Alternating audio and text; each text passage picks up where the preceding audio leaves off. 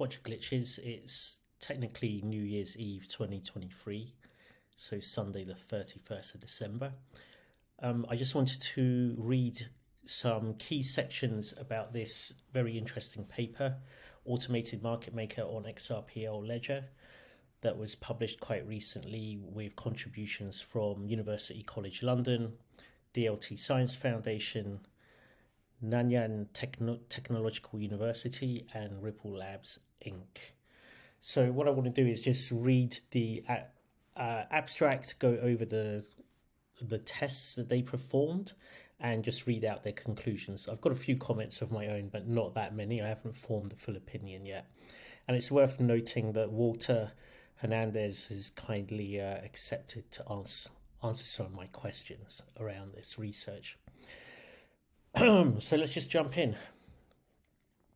Abstract. This research paper focuses on the testing and evaluation of the proposed XRP ledger XRPL automated market maker, designed to address the limitations observed in traditional Ethereum-based automated market makers, such as high transaction fees, significant slippage, high impermanent losses, synchronization issues, and low transaction throughput.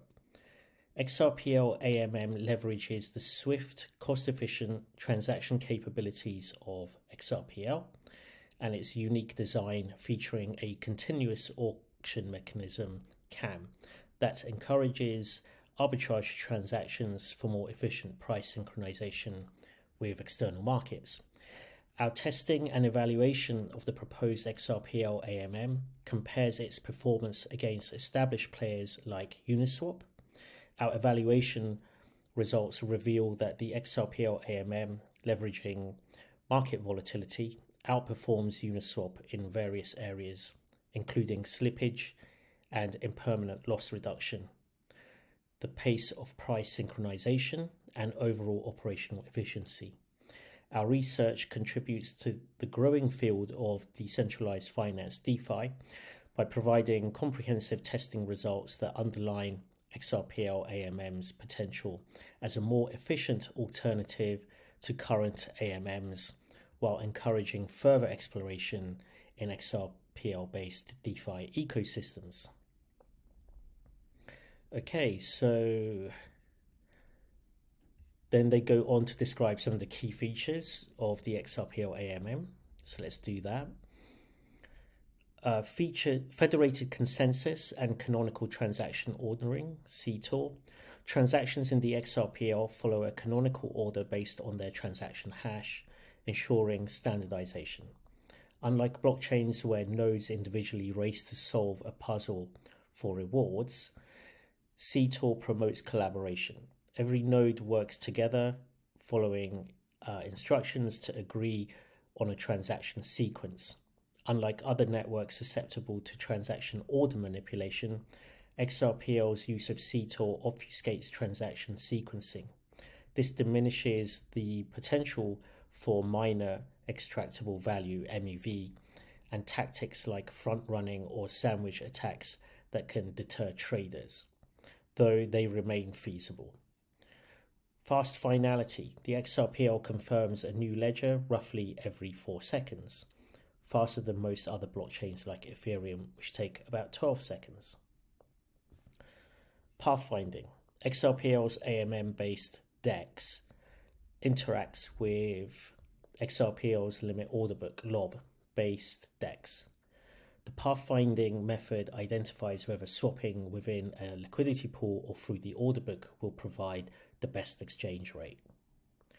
Lower network transaction fee. The minimum transaction cost required by the XRPL network for a transaction is 0.00001 XRP, 10 drops. Due to the remarkably low network fees on the XRPL, users can operate without concern over transaction fees. Protocol native. The protocol level implementation of the AMM-based DEX establishes it as an integral element of the XRPL. A singular AMM instance per asset pair is permissible. Within the XRPL, 2 tokens can share the same currency code while being issued by different entities. This allows for separate AMM instances with identical currency pairs, like USD from issuer 1, USD from issuer 2, analogous to Ethereum's ETH, WEF, or USDT, USDC pools. The same currency can also pair with the same asset in distinct AMM instances, leading to opportunities for arbitrages both within and outside the AMM-based DEX, enhancing price discovery. For instance, a pool with XRP USD issuer 1 differs from a pool with XRP USD issuer 2. So this is quite a powerful feature of the AMM. By the singularity of these pools based on the currency issuer combination means that they won't proliferate like they do on other chains, like on Ethereum. So while you can have, certainly if there's an existing USDT XRP AMM, you have to contribute to it. You can't set up your own one. And that just makes it a far deeper, or the opportunity to create a deeper liquidity pool with all the benefits that affords. And the other features I think that were mentioned there are all correct as well.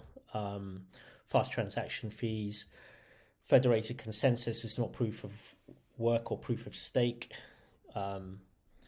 Fast finality on the transactions, and I think the pathfinding is also important because it means that you can search for liquidity on the limited order book as well as through the AMM, and that's something native to the ledger. I think this protocol nativity of the AMM is important, as they'll demonstrate in their testing, basically just faster and more predictable. Another key feature here is the continuous auction mechanism. The CAM permits LP token holders to bid for a daily slot offering a 0% trading fee, attracting arbitrages, while other users maintain normal pool access. Winners secure the slot for at least one ledger cycle, roughly 4 seconds, and retain it until outbid or the 24-hour period ends. Now, in terms of their testing strategy, let's go through that. The game theoretic analysis of the XRPL and Uniswap AMMs is with a 0.3% trading fee within a controlled, parameterized environment. The ultimate objectives are to A, assess the efficiency of both AMMs in closing the price gap relative to the external market. B, evaluate all benchmark using arbitrages related metrics such as slippage and profits. C, analyze LPs related metrics such as returns and divergent loss. And D, appraise other indicators such as price impact and trading volume. In subsection 7b1, we compare XRPL without the CAM, the continuous auction mechanism. So they do one test without that. And Uniswap's AMM to ensure balanced analysis and understand the impact of block interval time and network fees or transaction fees. Then in subsection 7b2, we include the CAM to XRPL's AMM, XRPL CAM analyzing two strategies, XRPL CAM A for liquidity providers and XRPL CAM B for arbitrages, as detailed in 7a3. For our analysis, we choose Ethereum USDC pair, a top 10 Uniswap pool based on the total value locked, and using USDC as the numeraire, if I understand that correctly. So they've done several tests here. They've kind of controlled for the CAM, the continuous auction mechanism, in the first one by not including it, and focused on some of the fundamental parameters. And then when they introduced the CAM, the continuous auction mechanism, they did it from two strategies. One is like to maximize arbitrage of profits, and I think the other one is for liquidity providers, because those are two different kind of participants in the AMM, and they wanted to probably see what it looks like from both perspectives. Then it goes on, there's a lot of mathematics here, and good explanation of the actual tests.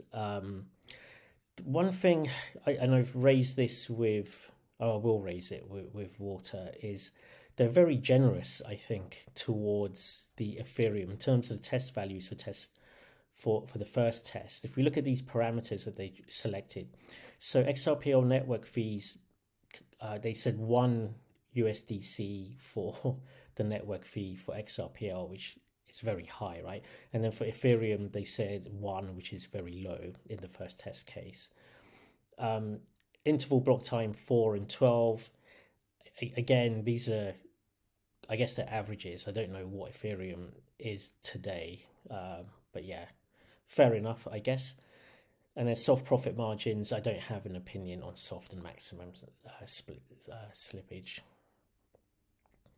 But in the next test, they made them a little bit more realistic, I think. Let's go to some of the key findings from these tests. So from the results presented above, comparing the metrics across the XRPL AMM without the continuous auction mechanism and Uniswap, we can derive the following conclusions regarding the behavior of the AMMs on the two different blockchains. XRPL's quicker block interval time contributes to better price synchronization with the benchmark, a higher percentage of realized transactions placed and successfully executed, passing the slippage condition, reduced slippage and lower price impact. XRPL's lower network fees contribute to increased arbitrages profits and increased trading volume. It's worth mentioning that when transaction fees and block times are simultaneously equalized, XRPL's AMM performance nearly mirrors Uniswap's. In addition, when implementing the CAM to these tests, the results are even more in favor of the XRPL AMM, regardless of whether fees or block times are equalized. That's pretty interesting.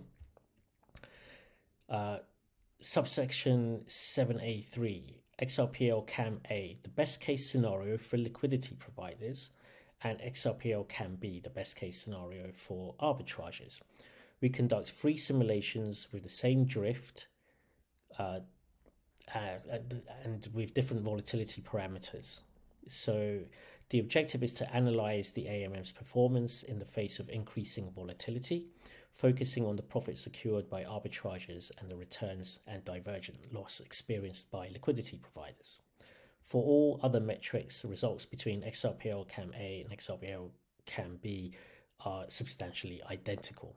The findings are consolidated and represented as XRPL CAM for easy analysis and clarity. Note that while the actual implementation of the XRPL AMM accommodates up to 4 concurrent users for the auction slot, we reduced this in our test to only 1 user for simplicity. So I did tweet Walter on this and asked him what he believes the impact of increasing that to the maximum 4 would be, and if it's possible to run that test, so we can see what the results were. There are some really interesting numbers in here, but let's just jump to the key findings and the conclusions, and then I'll probably do a deep dive in some of the more interesting numbers in another video.